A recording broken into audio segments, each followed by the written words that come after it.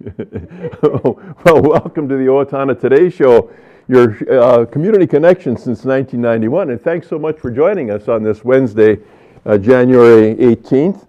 I'm Pete Connor, your host, and I have to tell you that I might not be the only host. This is Neumann, and we're going to get to know Neumann a little bit more later on, because we will be visiting with Cathy Lindekugel, who is with the Steele County Humane Society. We'll talk about the upcoming Pet Adoption Day, which will be preceded by a visit to the Owatonna Public Utilities. As a reminder, we'd appreciate your input as to what you'd like to see on this program for show topics and guests. Do you know of a special event or something that's happening in our area, or do you know of someone who deserves some recognition for what they do in our community? If so, please contact us either by emailing us at owatonnatoday@charter.net or calling the show's producer, Leanne T, at 390-5751.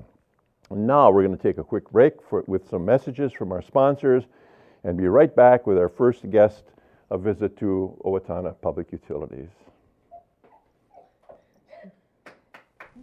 Hi, I'm Jody Boyson with the staff at Fairview Animal Medical Center, your other family doctor. Fairview Animal Medical Center is a proud supporter of the Owatonna Today Show.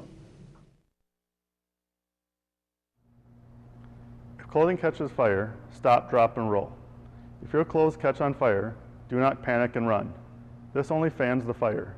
Stop where you are, drop to the ground, and roll over and over to smother the flames. Cover your face with your hands to protect your eyes and your throat and lungs from the burns. This has been a safety tip from the Owatonna Fire Department. Hi, I'm Betsy Linger from the Owatonna Foundation. Your generosity has made Owatonna a better place to live by benefiting our community, the arts, recreation, and education. Please consider a donation today. The Owatonna Foundation is a proud sponsor of the Owatonna Today Show.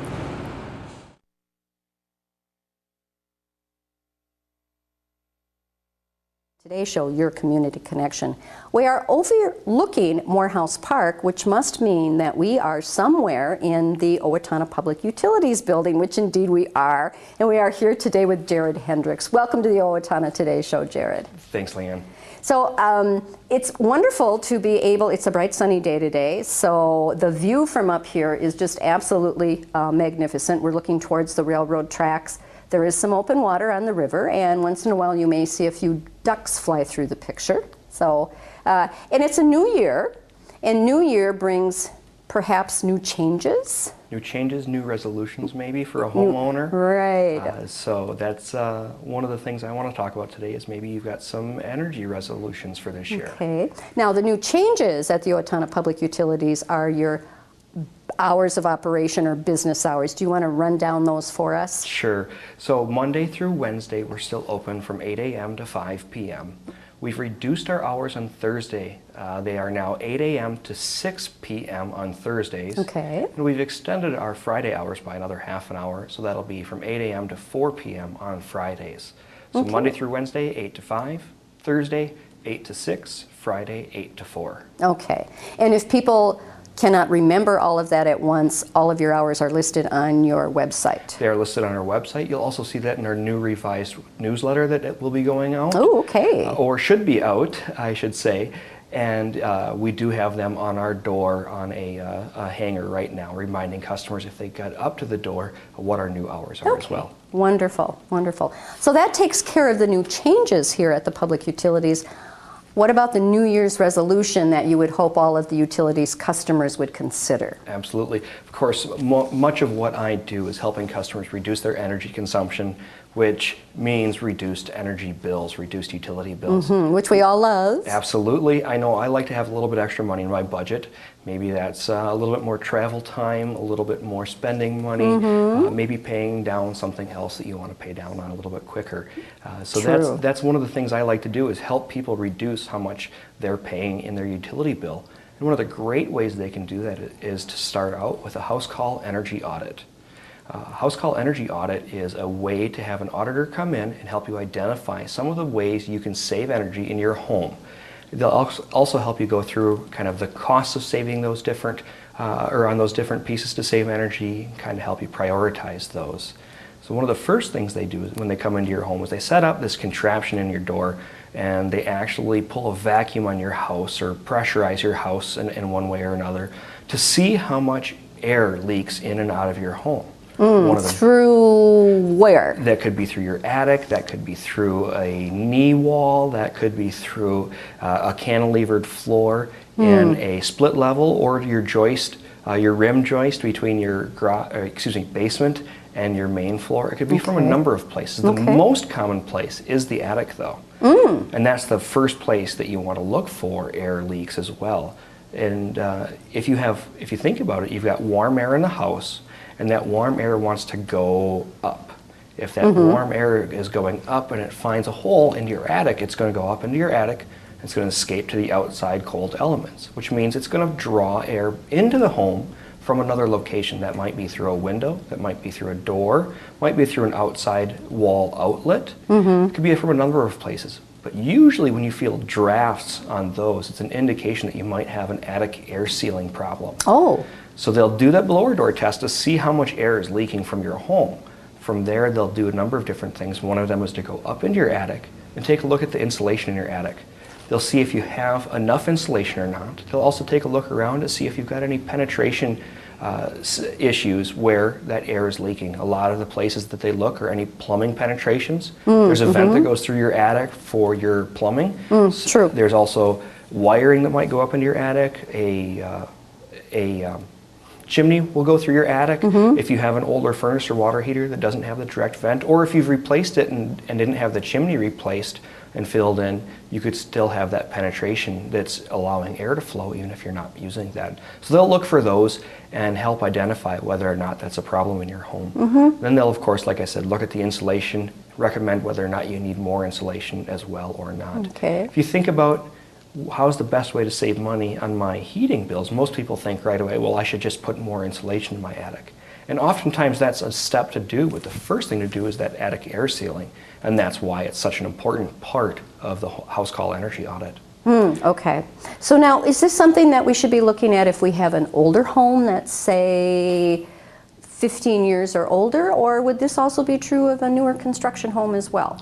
This can be true for any home. Some homes that were built in the 40s and 50s have already been worked on. Some homes that were built in the 90s need work. Some homes that were built recently, things might have shifted or moved.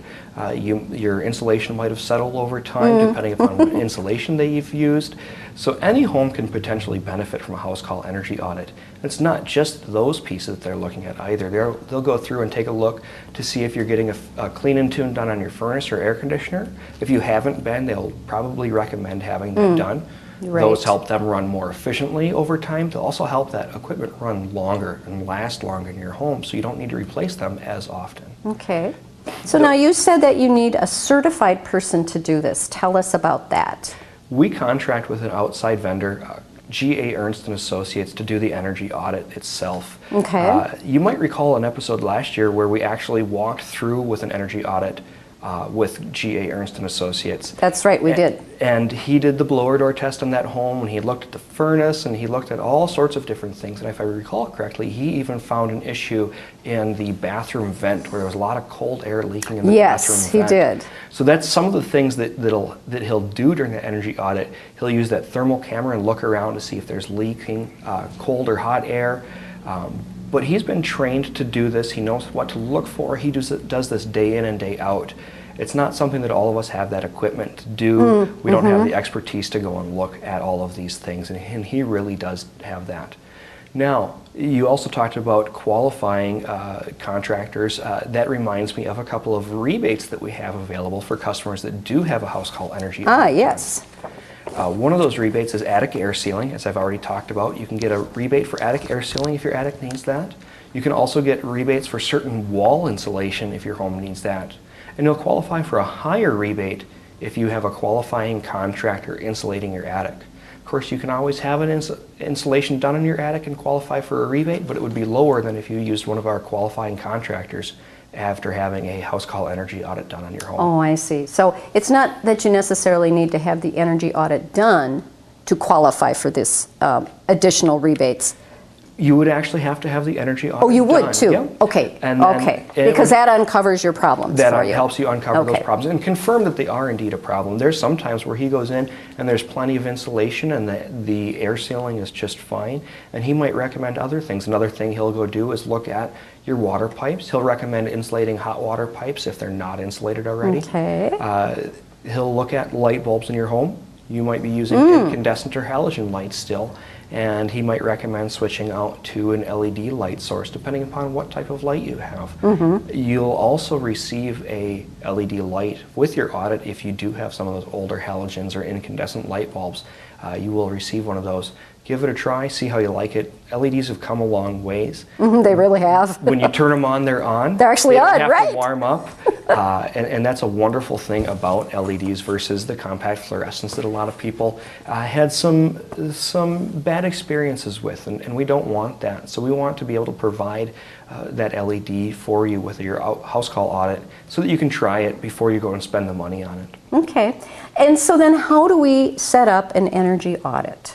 You can call our main number, 507-451-2480.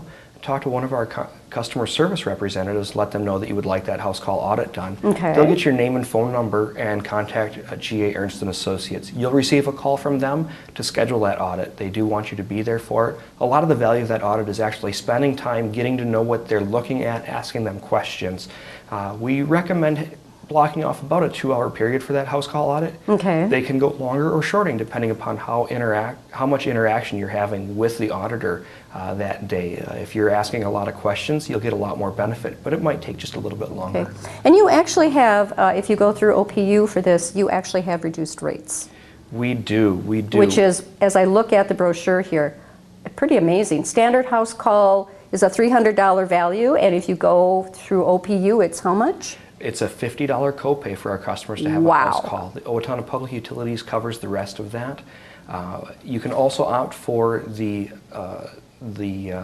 thermal pictures to come with your audit. That's a $125 cost to the customer. Okay, Most customers don't get that though, but it is an option available as well. And you can make that decision at a later time after talking with the auditor more as well. Okay. But for most people, it's a $50 copay, and Owatonna Public Utilities covers the remainder of that $300 value. So actually, you should take advantage of this, because if you don't, you're actually leaving money on the table. That's I mean, right. for $50, you're going to find out what tweaks you need to do, and just think of the energy savings that you can see in your home. Absolutely. Wow. You know, and another way to even save just a little bit more money is we do have a workshop coming up again on March 9th. Absolutely. Starting at 5:30 p.m. here at the Owatonna Public Utilities. Look in your February newsletter for more information on that and how to register. But if you do attend a house call energy audit workshop, they'll walk through a lot of those no-cost, low-cost savings tips, explain the audit in more detail, and you will only pay $25 copay for that audit instead of the normal $50 copay. Better yet, wow. Well, thank you so much, Jared, for all of this great information about having an energy audit of your home. And we look forward to having you back on the show in another couple of months. Thanks, Leanne. And audience members, please stay there. We'll be right back after a word from our sponsors. Hi, my name is Ryan Gillespie with Bremer Bank Mortgage. By trusting your home loan needs to Bremer Bank, you are guaranteed a personalized, straightforward, and honest experience from application to closing. We look forward to guiding you through your next home purchase or refinance. I didn't just want another job, I wanted a career, so I expressed myself. I was new to town and I didn't know where to turn for a job, so I decided to express myself. I decided to express myself, and they helped find the right career for me. Express Employment Professionals is in contact with thousands of companies in need of quality employees. Come in now and get the job you deserve. Express yourself today.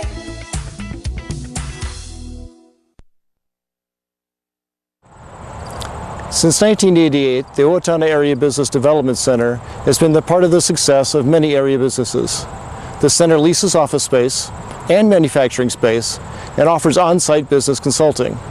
The Owatonna Area Business Development Center is in business to help your business be a success.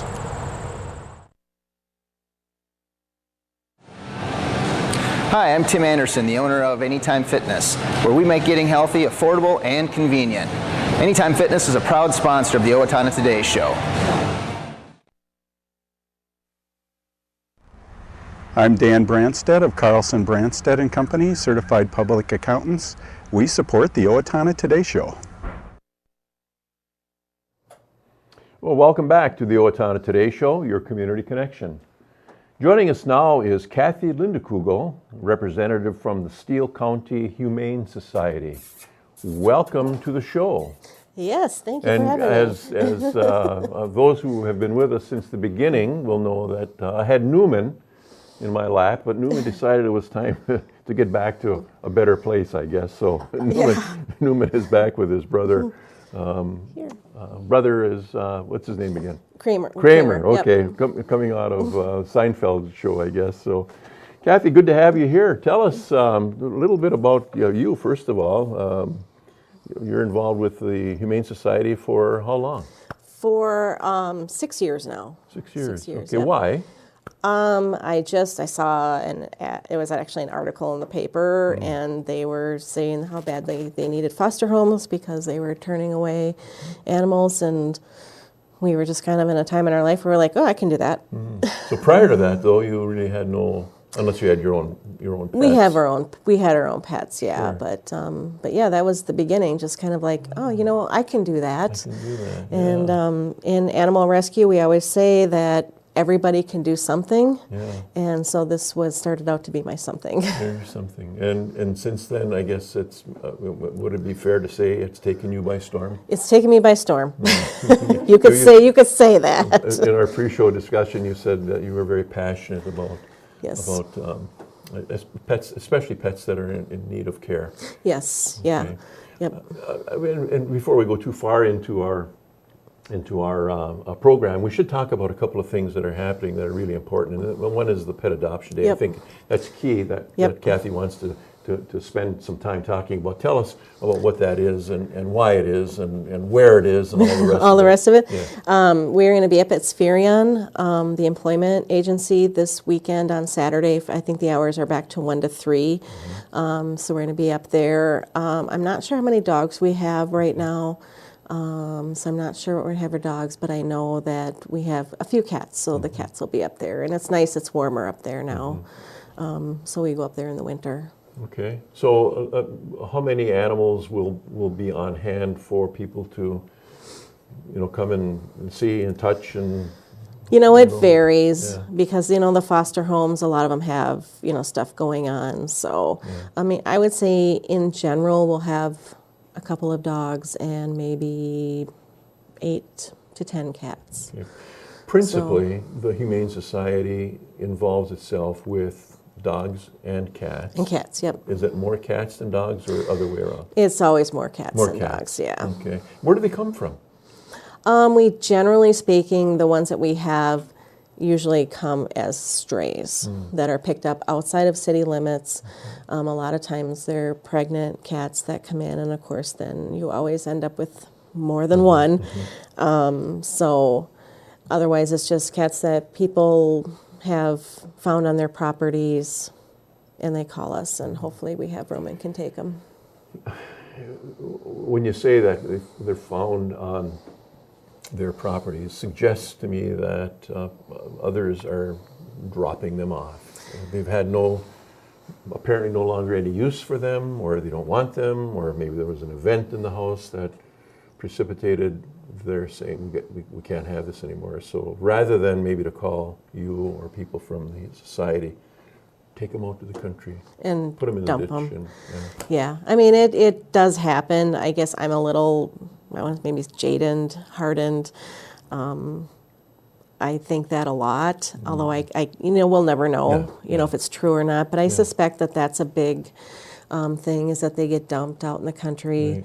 Right. Or they have barn cats, and the barn cats have babies, and then they don't want them anymore, so they will go and dump them on another farm.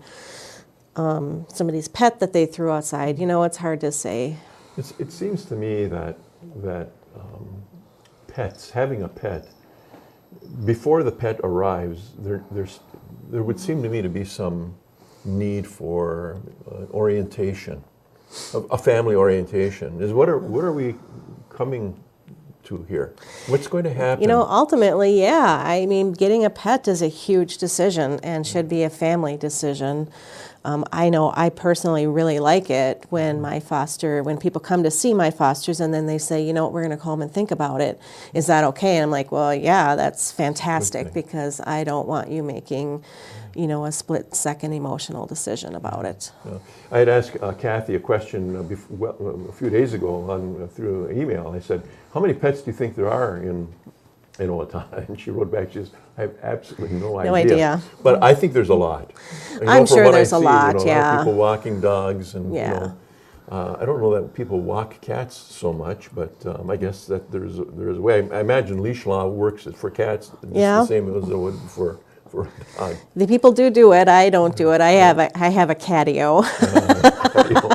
So they can go outside and be safe and secure inside an enclosure. But let's talk about the other a couple of things that are important to the society, and one is the Volunteer Expo. That's coming up on the 28th from 10 until 2, which is going to be at Spare Time, and that's going to be for a fundraiser.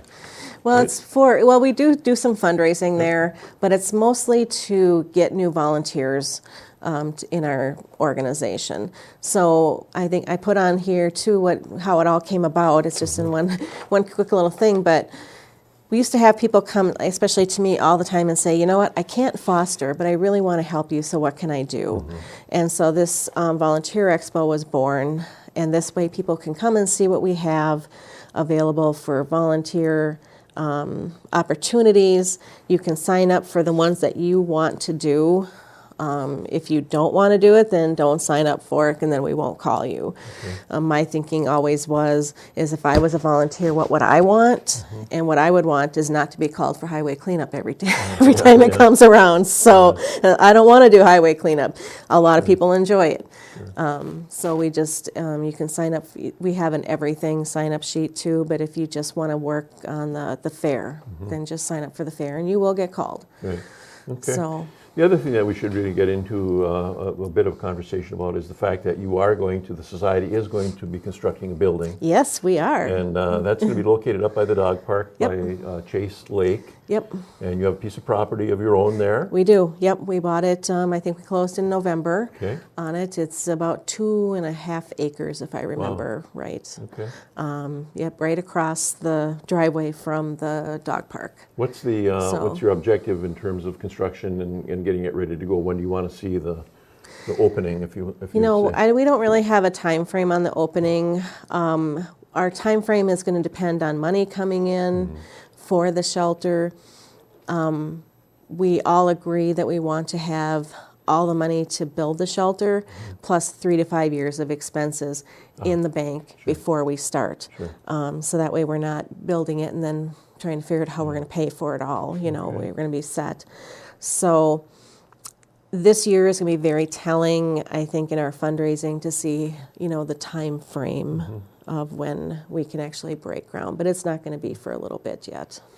Let me ask you kind of quickly, if the society does anything, we go back to this idea of understanding what a pet is and doing some orientation work. Does the society have an arm that would be an educational arm? I hope so. Yeah? I So really at some hope point in time you would do that so that people can come to you and say, all right, what should we expect here? I would actually really love to have like a conference room of some sort and be able to have like classes and stuff like that for people to come to and learn about different aspects of pet ownership that they wouldn't normally think about. Okay. So now Tell us about the 2 kitties that are up for adoption. Oh yes, well this is, I think this is Neumann. And Kramer here is kind of hiding now, but they're about 8 months old, and they're brothers, and I would very much like for them to be adopted together because they're obviously very close. They're extremely bonded, and they're very mellow, laid back, extremely loving. They sleep with me every night. They cuddle with me. So when we talk about dog breeds as an example, we talk about purebred versus hybrid, whatever. Typically with cats, are they hybrids? Maybe more than? Most of the time. I mean, we've had a few Siamese in this year, actually a few, and right now I'm pretty sure I have a Maine Coon, but I don't know for sure. To me, he's just a really big cat. And he's beautiful. There's a show. There's another show coming after. Let's talk about where cats come from. And there's lots more. There's lots more that we could talk about, but we just don't have the time. And unfortunately, we just have to move on. But at any rate, for folks to remember the Pet Adoption Day is this Saturday. As this Saturday, and then Volunteer Expo on the 28th. On the 28th, So, thanks so much for being here and for bringing your pal. Sorry I wasn't able to help you out with well, they were a little shyer than I expected them to be. So anyway, thanks again, Cathy, and we'll look forward to further reports from you. All right, thank you. And thanks to you for joining in today, and we'll be back soon.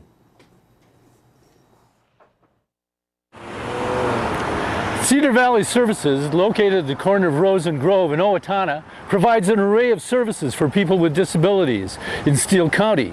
CVS thanks the entire community, especially our business customers, for supporting us in Owatonna for 43 years. Thank you from CVS.